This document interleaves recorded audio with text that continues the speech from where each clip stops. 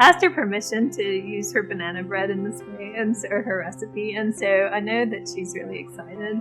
And I think it's just a really nice way to honor her and Mr. Webb for everything they've done for the community. And it's also, I think, a nice way to give back to the Webb community as well. So it's like, I have a connection with Julie, and I got to taste her wonderful banana bread, but not everybody has that connection. So it's a nice way to connect Julie to the Webb community and the Webb family. I think it's wonderful, and I'm astounded that she's willing to do that. It was her idea, wasn't it? I was actually going into my refrigerator to get some milk to make coffee in the morning, and I was like, I should do this. And so anyway, I don't know where that came from, but Julie had given me a loaf of banana bread one day when I went to visit her, and the kids loved it.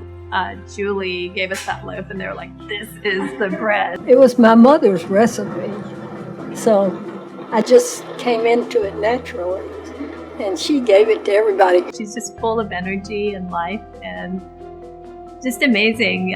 Still has a thirst for knowledge. It's just a really nice way to honor her and Mr. Webb for everything they've done for the community. He would be very proud of everybody that's made such a great effort. He would.